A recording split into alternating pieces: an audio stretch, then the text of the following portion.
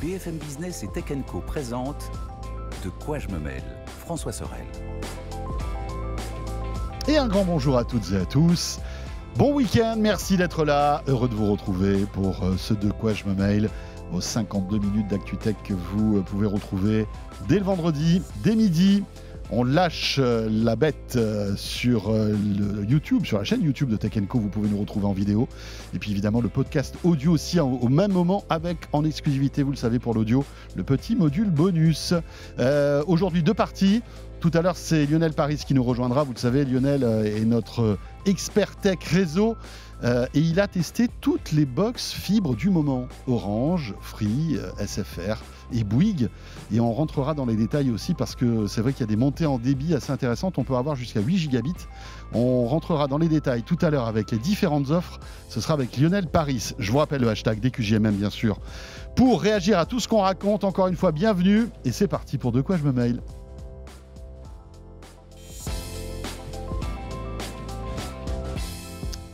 Le club de la presse IT pour commencer avec cette semaine. Éric Le Bourlou, salut Éric. Salut tout le monde. Comment ça va mon cher Éric? Bah ça va bien, ça va nickel, ouais, carrément, voilà. La forme. Éric Le Bourlou, journaliste tech qu'on peut lire toujours au numérique. Oui, au numérique et puis je fais aussi autre chose que de la tech maintenant. Oh non mais je travaille notamment pour 60 millions de consommateurs. C'est vrai. Excellent magazine que je vous recommande d'acheter. Oui, très sérieux, très neutre. Et qui vaut le coup. Merci en tout cas Éric d'être là. Et puis c'est Gonzague d'Ambricourt qui nous accompagne aussi cette semaine. Salut Gonzague. Messieurs. Toujours un plaisir que de t'avoir mon cher Gonzague. Toujours un plaisir d'être là. Voilà. Alors évidemment toujours sa boîte bouche cousue. Mais alors ce qui est intéressant c'est que tu es aussi maintenant un expert IA dans le développement, c'est ça? J'utilise très fortement les outils de développement assistés par intelligence artificielle et c'est très intéressant pour ce dont on va parler aujourd'hui. Ouais. Il y a plein de trucs, hein, là. Il y a Codex qui a été annoncé par Jules, OpenAI. il y a Copilot qui évolue. Le secteur chaud. bouge à toute vitesse. Très bien, puisqu'on parle d'IA, les amis, plongeons la tête la première dedans avec la Google I.O. qui a eu lieu cette semaine. Rendez-vous qui était très attendu parce qu'il fallait absolument Google rebombe le torse, reprenne le lead, comme on dit dans le monde de l'intelligence artificielle. C'est vrai que Google a été quand même assez malmené ces derniers mois par OpenAI, mais aussi par tous les autres, les Perplexity, les Anthropic, enfin bref, voilà, et puis Microsoft. Donc il fallait pas rater cette keynote pour Google, et visiblement, ils s'en sont bien sortis, Éric. Oui, c'est moins qu'on puisse dire. Enfin, moi, c'est une des Google I.O. les plus impressionnantes, en fait, les plus riches qu'on ait pu voir ces dernières années, tout simplement. Il y a un truc pour résumer ça, et c'est marrant, sur leur site, ils ont mis 100 choses que l'on a annoncées à Google I.O. Et effectivement, les annonces n'ont pas arrêté de pleuvoir. C'était limite... abrutissant, tellement il y en avait. Et surtout, en fait, ce qui était impressionnant en fait dans cette conférence, c'est qu'ils ont en gros presque lancé une nouvelle ère pour eux, quoi. Une nouvelle ère, notamment pour la recherche, parce que je pense qu'on va en reparler, et qui change beaucoup de choses. Pour Google, pour sa façon de fonctionner, mais aussi pour le web en général, pour tous les gens qui utilisent Google au quotidien. Et on rappelle que Google, il y a quasiment 2 milliards de personnes qui utilisent Google au quotidien. Et ils ont annoncé énormément de choses, et notamment sur leur premier business, on va dire, qui est la recherche. Et ça, c'est assez dingue, en fait. Oui. Parce que c'est vrai que la recherche est en train d'évoluer gentiment. Gonzague, on le voit avec Perplexity, avec SearchGPT, de plus en plus de gens ne passent plus par Google pour rechercher de l'information. Exactement. Et ça, je crois que c'est le pire cauchemar de Google, en fait. C'est le pire cauchemar s'ils n'arrivent pas à s'adapter. Effectivement, c'est ce qui a fait la force de Perplexity, qui a quand même bien décollé et qui était dans les rumeurs d'intégration avec Apple pour la recherche, sachant qu'il y avait aussi ces rumeurs que Apple arrête d'utiliser Google dans le search. Et Google est en train de largement rattraper ce retard qu'ils avaient. Alors pour l'instant, ça commence plus fort aux États-Unis que dans les autres pays, le lancement. Mais effectivement, tu vas plus faire une recherche comme tu la faisais avant. Ce qui fait aussi très peur aux éditeurs de contenu, parce qu'il se peut que la personne qui consulte reste captif de l'écosystème Google en ayant trouvé la réponse dans Google et en n'en sortant pas. C'est-à-dire que jusqu'à présent, quand tu cherchais une info et que tu tombais sur un des sites de BFM, tu allais cliquer dessus, le consulter. Mais c'est quelque chose qui déjà change depuis plusieurs années, parce que Google s'est mis à faire des extraits de sites web, de FAQ, donc les questions fréquemment posées, etc. Des résumés parfois. Des résumés d'informations qui fait que tu n'avais plus trop besoin d'aller sur le site, et donc site qui vivait de ta visite. Et là, potentiellement, ça va être encore pire, en tout cas pas pour Google, eux ça va être encore mieux, c'est qu'ils sont en train de s'adapter à cette phase où maintenant quand tu vas poser une question, l'IA va aider à vraiment la formuler mieux pour apporter des réponses, du contexte, de la mise en forme, versus maintenant où c'était quand même un listing de réponses un petit peu merdique, très très entouré de publicité. D'ailleurs je ne sais pas comment ils ont prévu d'intégrer la pub dans ce nouveau mode de fonctionnement, parce que jusqu'à présent si tu poses une question sur Perplexity en disant je cherche la meilleure voiture électrique du moment et je veux pas acheter de Tesla ou j'en sais rien, ça va te faire la recherche pour toi, il n'y aura pas de pub. Quel est le nouveau modèle de financement de ça? Donc le search est en train de changer, ça fait peur aux éditeurs du numérique, mais c'est un très bon repositionnement de Google que tout le monde donnait comme mort depuis plusieurs mois là, sur la recherche, parce que les jeunes qui se mettent à utiliser Internet aujourd'hui, ils vont plus faire des recherches comme on en a fait nous pendant des années en tapant, j'en sais rien, voiture plus électrique, plus machin, moins Tesla. C'est vrai que ça change. Mais en fait, on est au début de cette révolution. Et tu expliquais que ça pouvait être dangereux pour les éditeurs. Typiquement, nous, on est un éditeur de contenu. Oui. Toi, tu travailles pour un éditeur de contenu. Oui. Qu'est-ce qui va se passer? Parce que le paradoxe dans cette histoire-là, c'est qu'on est indispensable à la recherche, pour nourrir ce système-là. Mais si on n'apparaît plus dans les moteurs de recherche avec un lien cliquable, ça va être un gros problème parce qu'on n'aura plus d'audience. Alors oui, tout à fait. C'est effectivement un problème. Alors Google essaye un petit peu d'évoquer ce problème-là en disant mais regardez, il y a quand même les liens sur le côté, vous pouvez cliquer pour voir la source et tout ça. Mais oui, effectivement, comme tu dis, Gonzague, les internautes vont être beaucoup plus captifs sur Google, vont rester sur Google et ils vont pouvoir faire des recherches très complètes, puisque là, le mode IA, qui est pour l'instant disponible qu'aux États-Unis, ça va arriver plus tard en Europe. D'ailleurs, je pense qu'il y aura peut-être des questions vis-à-vis de de la légalité de cette chose par rapport aux lois européennes. Je ne sais pas comment ça va marcher, parce qu'il y a non seulement cette recherche, on va dire, pour toutes vos recherches du quotidien, mais il y a aussi toute une partie shopping, et c'est là que Google veut aussi se rémunérer. C'est-à-dire qu'en gros, ça va être un supermarché géant, le prochain moteur de recherche dopé à l'IA de Google, puisque vous allez pouvoir faire des recherches très très précises et pointues, on va dire, sur les produits que vous voulez, que ce soit des vêtements. Ils ont d'ailleurs fait une démo qui est absolument bluffante, où on peut carrément essayer un vêtement sur une photo après avoir analysé votre corps et que le vêtement soit adapté à votre corps. Vous pouvez donc en fait même essayer les vêtements directement dans Google. Enfin, c'est ça pour les vêtements, ça va être ça pour tous les produits, et là-dessus, Google Shopping, il va pouvoir se faire des commissions Google. Et ça, c'est aussi quelque chose qui peut bousculer tout le commerce en ligne, on va dire. Donc ça, c'est aussi un énorme... doit commencer un petit peu à transpirer, c'est Amazon, non, quand même? Ouais, même si Amazon reste énorme, on va dire, pour les recherches de produits. Mais là, c'est vrai que c'est une nouvelle tentative qui est extrêmement... puissante de Google de revenir sur le devant de la scène avec l'achat, la recommandation d'achat et l'achat de produits tout simplement par Internet. Après, je pense que pour Amazon, ça n'est pas qu'une menace, c'est peut-être une opportunité aussi, parce que si tu es Amazon et que les produits sont référencés là-dedans, au final, tu vas quand même avoir le client, minus une commission si Google en prend une. Donc, c'est intéressant. Ouais, ça peut être aussi un booster, à ton avis, exactement. pour Amazon. Et dans les choses par contre, qui sont, à mon avis, plus inquiétantes pour tous les éditeurs de petites solutions tierces, par exemple, ce qui permet de suivre le prix des produits, etc., c'est que là, tu peux dire, OK, je suis intéressé par cette robe, par ce jean, mais moi, j'aimerais l'acheter quand il sera en promo. Surveille et préviens-moi. Exactement. Et là, tu n'as plus besoin de tous les petits plugins un peu geeks qui existaient ou de sites tiers. C'est intégralement dans une seule expérience où tu as dit j'aime bien le rose, le bleu, je mets du M et je veux la payer $45 et tu pourras la payer avec Google Pay. Ouais. Alors, il y a donc la recherche qui va arriver. Alors, c'est dingue parce que je ne sais pas si cette information est vraie. La recherche boostée par l'IA va arriver partout sauf en France. Je sais pas si vous avez d'abord vu aux ça. US. Ouais. Et parce que la France, il y a des contraintes réglementaires qu'il faut que Google analyse. J'ai pas compris. Au début, je pensais que c'était l'Europe à cause du DMA ou de tous ces trucs-là, mais visiblement, c'est la France qui est visée. Alors, peut-être que cette information sera démentie par Google dans les jours qui viennent, mais c'est assez étonnant. Et alors, autre news, c'est Gemini 2.5, qui est quand même assez puissant, hein, visiblement. Et notamment qui répond à vos mails à votre place. Enfin, il y a tout un truc là qui a l'air impressionnant. Je sais même pas trop comment. Il y a tellement d'annonces que c'est difficile de découper la présentation. Donc, ce dont on vient de parler, ça s'appelle AI Mode. Donc, c'est la recherche assistée par AI. Ils avaient déjà lancé le contexte enrichi par l'IA, donc ça donnait du contexte à ta recherche. Là, c'est AI Mode, tu poses une question comme tu la poserais à quelqu'un et ça va faire la recherche pour toi. En fait, ça, c'est d'ailleurs quelque chose que tu peux déjà faire dans Claude et dans ChatGPT en France, hein, pour info. Donc, même si ça sort dans plus longtemps chez Google en France, vous pouvez l'essayer sur d'autres plateformes si ça vous intéresse de voir. Et d'ailleurs, si vous êtes intéressé par la question de la vie du journalisme dont on parlait il y a un instant, vous verrez que quand les sources sont citées, c'est quand même tout petit et pas forcément un truc sur lequel tu as envie de cliquer.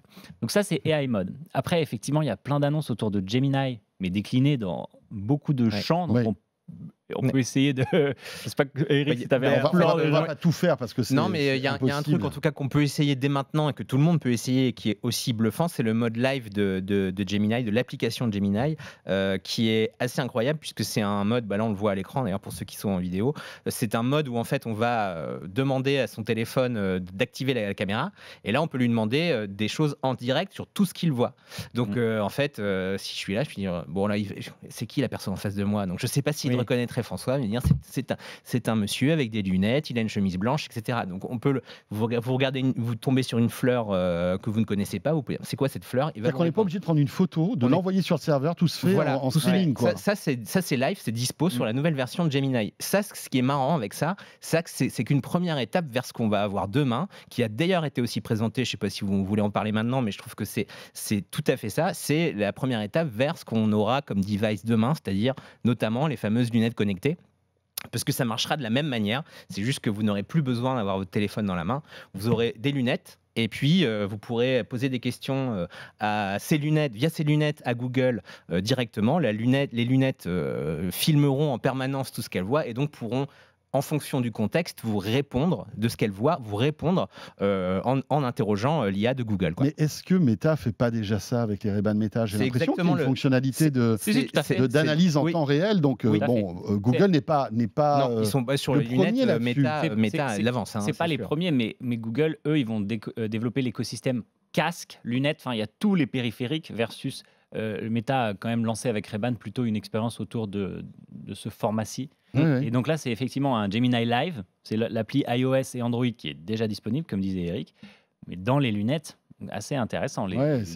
Ça ouvre des perspectives. Et moins cher que les Ray-Ban, si je ne m'abuse.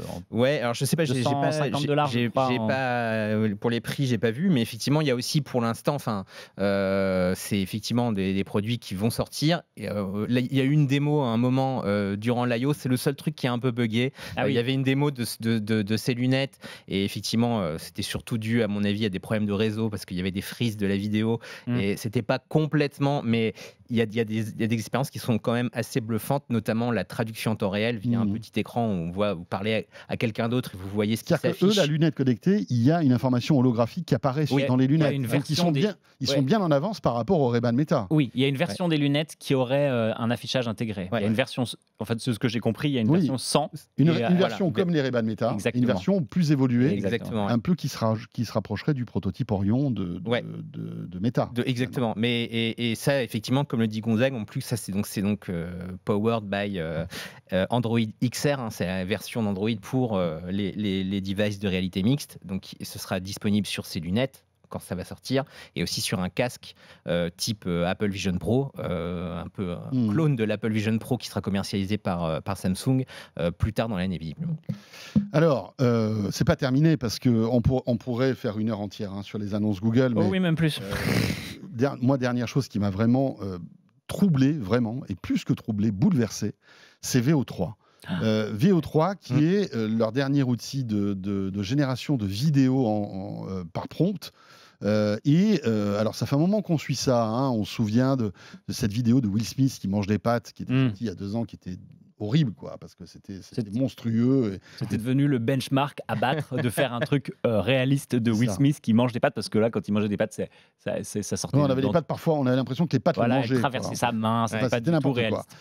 Là, VO3,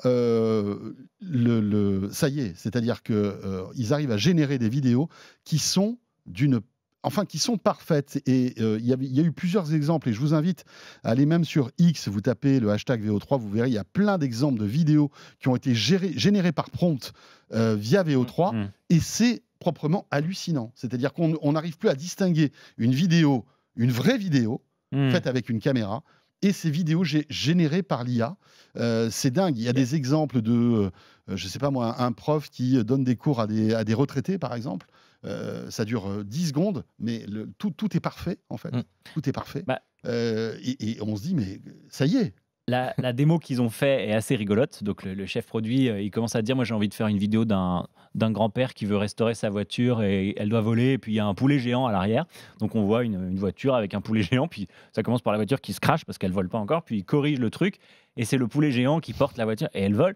Et tu te dis, c'est incroyable. Donc ça, évidemment, tu sais que c'est pas réel, mais ça pourrait être de l'image de synthèse générée par un studio. Bien Mais sûr. non, c'est généré par VO. Et effectivement, dans les images et les exemples que tu as cités, il y a une fausse interview faite dans un salon de l'automobile. Incroyable. Tu ne fais pas la différence du tout avec la Je réalité. sais pas si tu l'as vu. Ouais, Eric. je l'ai vu, ouais. Elle est C'est bluffante. dingue. Et ce qui est fou aussi, c'est qu'en plus, là, c'est une des premières fois où on a une gestion de l'audio aussi. Ah oui, réaliste. C'est ça. Ah oui, tout à fait. Ouais. C'est non seulement impressionnant d'un point de vue visuel, mais en plus, l'audio est généré parfaitement. Et notamment quand il y a des dialogues, il n'y a aucun problème de lip sync, il y a tout marche super bien. Alors, C'est impressionnant. imaginez évidemment le game changer, comme on dit, dans l'industrie. C'est-à-dire que le cinéma va s'emparer de ça, les médias vont s'emparer de ça, la publicité va s'emparer de ça. Ça va être terrible. Bah, c'est déjà Terrible. le cas en partie, donc pas à ce niveau-là, mais il y a pas mal de grosses boîtes, dont L'Oréal, etc., qui se servent de l'intelligence artificielle pour générer des images de publicité, des textes et compagnie. Là, effectivement, pour la vidéo, en fait, Google, il lance carrément Flow. C'est une sorte de suite logicielle en ligne d'édition de vidéos basée sur VO3, pardon. Je confonds parce qu'il y a Imagen 4 aussi. Et donc, c'est à destination de ce public. Hein. C'est clairement pas pour vous et moi. Voilà, et donc alors ça il coûte. cible. En fait, tout Oui. comme OpenAI d'ailleurs, Ouais. Google fait maintenant des packages qu'on paye par abonnement. Ça, c'est un peu le problème, entre guillemets, de tous ces nouveaux services. C'est-à-dire qu'on va avoir maintenant plusieurs types d'utilisateurs, ceux qui n'auront pas payé du tout, ceux qui auront payé un peu, ceux qui auront payé moyennement et ceux qui auront payé beaucoup.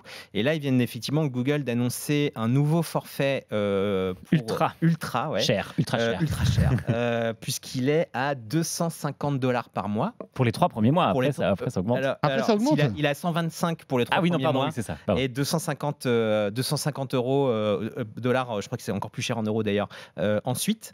Donc évidemment, c'est pas pour C'est monsieur pas pour et les madame tout le particuliers, monde. c'est pour les pros. C'est plutôt pour les pros, mais ils disent quand même, et c'est là où moi en tant que early adopter ça me gêne, et c'est la même chose chez OpenAI d'ailleurs. Tous leurs nouveaux modèles, par exemple VO3, si vous voulez avoir VO3, utiliser VO3 parmi les premiers, quel que soit votre usage, même si c'est juste Il faut pour essayer, il faut utiliser ce forfait le plus cher. C'est avec ce forfait que les nouveautés arriveront les premiers. Moi, ça me choque pas tant que ça, parce que finalement, c'est pas des outils pour les particuliers. Oui. Tu vois, on va pas s'amuser à prompter des vidéos, ça n'a aucun sens. Mais en revanche, tu es un studio. Ça dépend. Si tu veux, je parle parce qu'ils disent c'est pour les early adopters et les professionnels, on va dire. Les early adopters, ils vont pas forcément Ouais, payer mais les early 250. adopters, ils vont attendre quelques mois parce que c'est toujours pareil. C'est-à-dire qu'après, tu sais, ça tombe en cascade, ce Ouais. truc-là. VO3 sera disponible peut-être sur l'abonnement à 10 € par mois dans 3 mois, et dans 6 mois, tu pourras l'essayer gratuitement. Tu vois ce que je veux dire? Mais moi, je me mets à la place des industries de la vidéo qui prennent cet abonnement. C'est pas cher. C'est pas cher. $250 et tu vas pouvoir faire des trucs de dingue. Ouais, surtout que pour $250, tu as tous les modèles Gemini, donc c'est pas que de la génération vidéo, Non, tu vas non, faire non. génération de T'as des texte, téraoctets de stockage. 30 enfin. Tera de stockage, YouTube Premium, bon, Alors ça, c'était dingue. franchement c'est presque intéressant Alors, tellement. il y a YouTube Premium intégré. Ouais. Oh cool. À 250 balles. Cool, merci beaucoup les gars. Non, mais $250 par mois pour générer des vidéos qui coûteraient des milliers, voire des centaines de milliers d'euros à faire, bon, C'est pas cher. Je pense que l'équation économique, elle est vite trouvée. Le truc qui se passe et qu'on voit chez OpenAI et chez Google, etc., c'est que tous ces plans, ils ont quand même souvent des limites en termes de volume de ce que tu peux générer avec. Évidemment, pour éviter que 100 personnes se partagent un compte Google et mettent sur les genoux tous les serveurs de Google, parce que ça coûte extrêmement cher en termes de ressources que de générer ce type de contenu. Donc, aujourd'hui, mais on sait que dans un an ou deux, il y aura des optimisations, il y aura encore plus de puissance de calcul, ça coûtera beaucoup moins cher, etc. Mais les modèles auront aussi évolué. Mais là, c'est déjà complètement dingue. C'est dingue, je vous invite. Franchement, hashtag VO3, vous allez voir, c'est dingue. Et toutes les vidéos que vous voyez, ce sont des fausses vidéos générées par l'IA. Pour reprendre ce dont on parlait au début de l'émission, c'est là que Google, à mon avis, a complètement repris la main sur tous ces sujets d'IA générative et là de contenu. C'est que personne ne leur arrive à la cheville sur cette génération. Déjà, ils sont devenus aussi très très bons sur la génération de photos, mais de vidéos. Ouais. Et ils ont aussi par ailleurs rattrapé leur retard, on va dire, sur la génération de texte, parce que pour avoir utilisé leur dernier modèle, aujourd'hui, franchement, la version 2.5 de Gemini, c'est excellent. Et donc, ils ont fait un retour très très rapide. Et d'ailleurs, ils ont même mis des fonctions presque gratuites, on va dire, alors qui sont réservées chez OpenAI à la version qui, elle aussi, coûte $200, histoire de dire on va aller chercher des utilisateurs qui n'auraient pas payé chez OpenAI. Nous, on va leur fournir notamment la fonction Deep Research qui va arriver même sur la recherche classique. C'est-à-dire, en gros, c'est Google qui va fouiller le web de 300 ou 400 sites pour vous et qui vous fait un rapport très complet de 15 ou 20 pages sur une recherche que vous avez pu... ça, c'est une fonction qui est chez OpenAI, mais qui coûte beaucoup plus cher. Ils sont revenus très, très fort là. Donc, c'est assez intéressant de voir ça. Et d'ailleurs, ils ont pas arrêté de montrer qu'ils étaient, par ailleurs, les premiers. Les premiers et ceux qui ont vraiment lancé cette révolution de l'IA avec la technologie et Transformers qui remonte déjà à 2017, une antiquité. Voilà, on clôt le sujet Google I.O. parce qu'on pourra en parler. Déjà bah oui. Il y avait un tout petit dernier truc. Allez, vas-y, va. Allez, mais ils sont aussi en train de, je fais très vite, ils sont aussi en train de rattraper dans la génération de code. Et je sais, on a l'impression que c'est ma marotte, mais c'est vrai.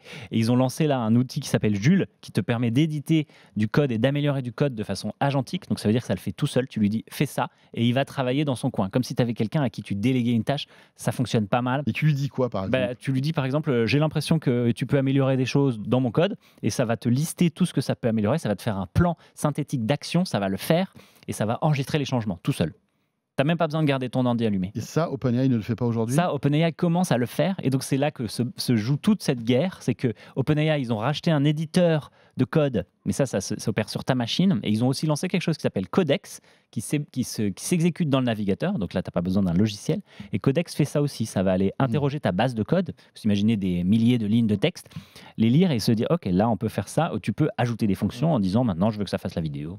Et ce qui est génial, c'est que tu peux lui parler en lui disant tiens, j'aimerais faire un site avec une brique de e-commerce, plutôt de grandes photos avec des vidéos, etc. Tu lui parles en langage naturel, et il fait ton site. Ma maman peut s'en servir pour faire une app. Mais c'est incroyable. Non, mais c'est incroyable. C'est une vraie révolution qui est en train de se produire. On parlait d'OpenAI. Alors c'est rigolo parce que 24 heures après. Et d'ailleurs, on se dit, tiens, c'est quand même bizarre que cette annonce tombe 24 heures après la Google I.O. OpenAI reprend un petit peu le lead en termes de communication en annonçant le plus gros rachat de son existence. 6,4 milliards pour racheter une boîte dont on ne sait rien, qui s'appelle I.O., qui est, on va dire, dirigé par un gars qui s'appelle Jonathan Ive, qu'on connaît bien, alors qui est voilà, le designer star de la grande époque de chez Apple, qui était un ami très proche de Steve Jobs. Voilà, c'est lui qui a designé l'iPhone, même le soft, enfin toute l'ergonomie de tous ces appareils. C'est Jonathan Ive. Jonathan Ive a pris du champ avec Apple il y a quelques années. Il est parti d'Apple, il est allé en Angleterre parce qu'il est originaire d'Angleterre, donc il est retourné là-bas. Il avait monté son studio de design, il travaillait pour pas mal de boîtes, et il s'est rapproché ces dernières années d'OpenAI. Et là, OpenAI a annoncé qu'il rachetait en fait cette entité, I.O., à Jonathan Ive. Franchement, je trouve que c'est doublement drôle parce que c'était la conférence Google I.O., OpenAI Et la boîte s'appelle I.O. OpenAI achète une boîte qui s'appelle I.O. le lendemain. Enfin, c'est lunaire. Alors, et en ce moment, OpenAI a le porte-monnaie grand ouvert, hein, parce que l'éditeur de code qu'ils viennent de racheter, c'était 3 milliards quand même. Ouais. Et là, 6 milliards. Ils ont levé 30 milliards, je crois. Ouais. Mais bon, ça va vite. Hein. Belle dépense. Ouais. Et effectivement, assez incroyable. Je ne sais pas si vous avez regardé la vidéo de présentation des deux loulous qui sont en photo ensemble, quasiment comme un couple. Bon, pourquoi pas. Et dans cette vidéo, on comprend qu'ils sont en train de travailler sur des produits physiques. Donc, c'est pas sans nous rappeler le Human Pin, qui a été un échec sensationnel. Bon, on espère qu'avec l'argent, l'intelligence combinée de Sam Altman, Johnny Ive et OpenAI derrière, ils vont pas aller dans le même piège. Mais de ce que je comprends, il y a quand même des inquiétudes chez Apple pour ce que vaudra l'iPhone en tant que device dans le futur. Tellement ces paradigmes sont en train de changer, ces façons de consommer l'information et d'interagir avec l'info. C'est DQ qui a dit récemment qu'il n'était pas sûr que dans 10 ans, il y a encore des iPhones. Quoi. Ouais, dans un procès avec Google. Alors après, bon, c'était peut-être pour minimiser la puissance d'Apple, etc. Et pour dire, vous voyez, dans quelques années, peut-être qu'on sera menacé, qu'on n'existera plus. Mais c'est peut-être aussi ce qu'ils pensent vraiment. Et c'est vrai, bien malin, celui qui peut imaginer la manière dont on pourra interagir avec l'IA dans quelques années. Est-ce que ce seront des lunettes? Est-ce que ce seront des écouteurs? Est-ce que ce seront des bracelets? Est-ce que ce sera toujours le smartphone? En fait, tout est ouvert. Une combinaison de tout cela, ouais. Et donc, ils disent que leurs premiers produits, ils les présenteront l'an prochain, donc 2026. Et donc, c'est un produit qui sera conçu pour dialoguer avec l'IA, finalement, c'est ça, hein. C'est ce qu'on comprend, en tout cas pour l'instant. Vu que OpenAI a l'air de s'y intéresser beaucoup. Le début de la vidéo, c'est Sam Altman, donc le patron de OpenAI, qui dit aujourd'hui, si je veux interroger ChatGPT, il faut que je sorte mon ordi. Alors, ce qui n'est pas vrai du tout, puisqu'ils ont une application mobile. Mais bon, pour le storytelling, il sort son ordi, explique ce qu'il veut, etc. Et il dit, je pense que l'IA et nous-mêmes méritons mieux que ça. Donc, des interactions plus naturelles. Il faut voir, effectivement. On va être des humains augmentés. Effectivement, comme disait Gonzague, moi ça m'a fait tout de suite penser. J'ai l'impression que j'imagine que c'est un peu fumeux, au human, un peu méfiant. AI. Oui, en fait, je me méfie. Enfin, je ne sais pas. Hein, enfin, on peut faire confiance à Johnny Ive pour avoir de bonnes idées, hein, même si parfois il a pas eu que des bonnes idées non plus chez Apple. Sa volonté, par exemple, de toujours vouloir streamliner au maximum les produits, à un moment a atteint ses limites. Mais ceci dit, on peut lui faire confiance pour faire quelque chose d'intéressant.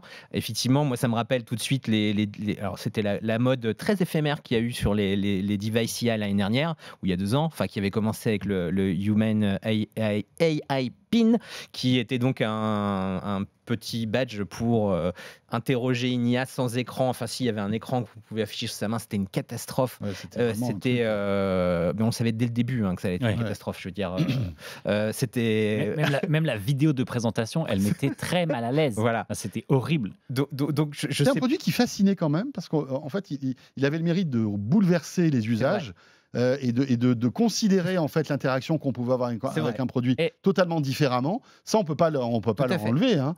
Mais après, je pense qu'une partie de la fascination, elle vient du fait qu'on est témoin de cette révolution qui est en train de se produire et de se dire, ok, peut-être qu'ils ont débloqué quelque chose que nous on n'a pas encore compris. Donc, tu sais, c'est un peu être soyons humble et je ne sais pas tout sur tout. Peut-être qu'il y a quelque chose qui va se profiler. Et en fait, pas du tout. Et en plus, c'était une boîte qui avait été créée par des anciens d'Apple.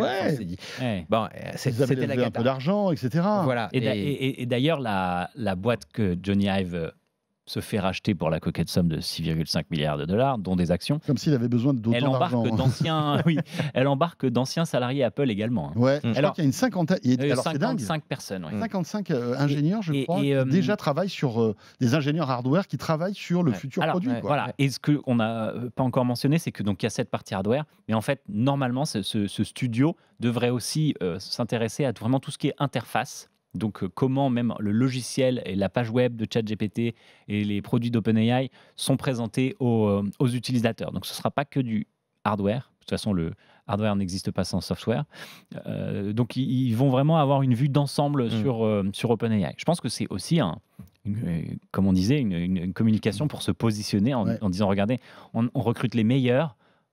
Comme on recrute les meilleurs, on est les meilleurs. Bon, écoutez, Ouais. tout est ouvert, on verra bien à On quoi verra ça bien. ressemblera Mais ce c'est truc-là. intéressant. Ouais, Moi, c'est j'ai intéressant. hâte de voir si Ouais. effectivement tout le monde essaye de craquer. Bien sûr. Qu'est-ce qui va se passer après le smartphone? C'est pour ça que Google part de. C'est pour ça qu'Apple a présenté le Vision Pro. C'est pour ça que Google présente ses lunettes, tout comme Meta.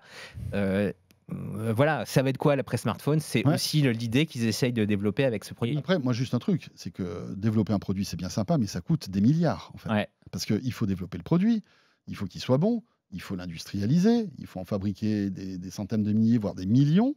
Il faut les distribuer. C'est un métier qui est Oui. pas facile à faire, C'est un métier sur qui coûte, qui brûle énormément de cash. C'est un métier sur lequel même les industriels eux-mêmes se crament parfois. Donc effectivement, à Google, Apple, ils ont travaillé sur leur propre voiture autonome. Ça a coûté des milliards. Ouais. Ils ont abandonné l'idée de la sortir.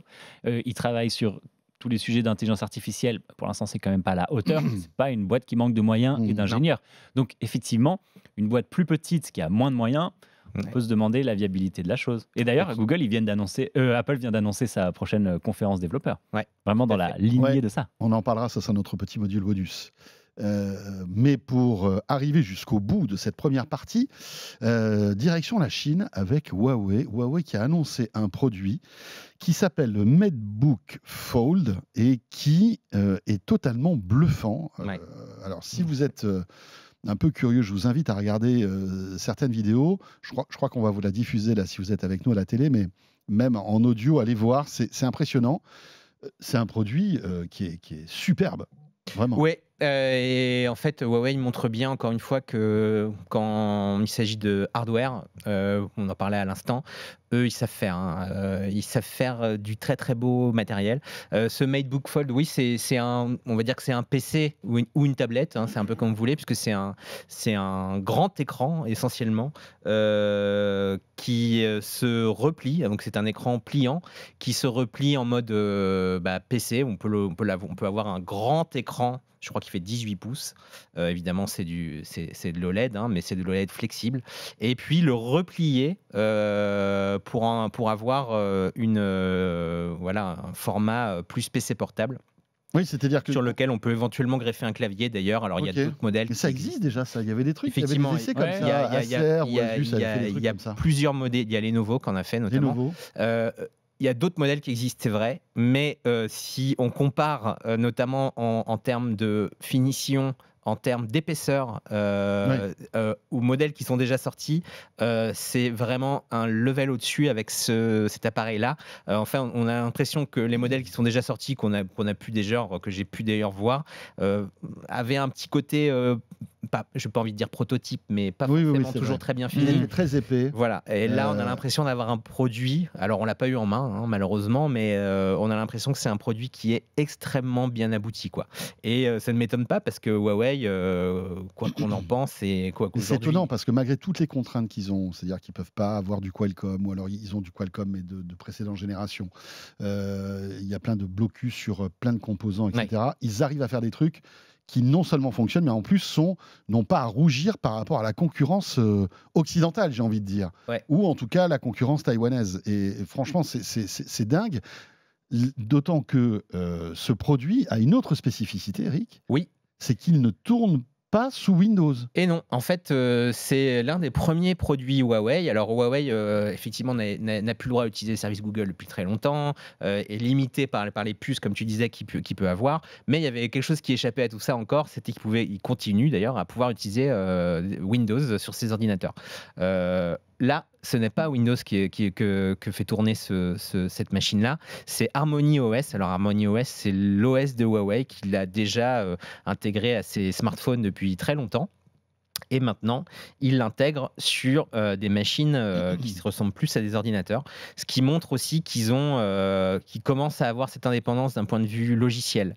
Ils sont capables maintenant de proposer à la fois un OS qui a l'air de marcher très très bien d'ailleurs, qui est aussi, on va dire, versatile que Windows pour des tâches bureautiques et des tâches informatiques. Et qui ressemble beaucoup d'ailleurs. Oui, mais qui a aussi un petit côté Chrome OS, enfin il y a un petit mélange, voilà, ça a à la fois son identité propre, mais ça va piocher un petit peu chez tous les concurrents aussi. Il ne faut pas qu'on soit dépaysé, c'est-à-dire qu'on retrouve ces petits...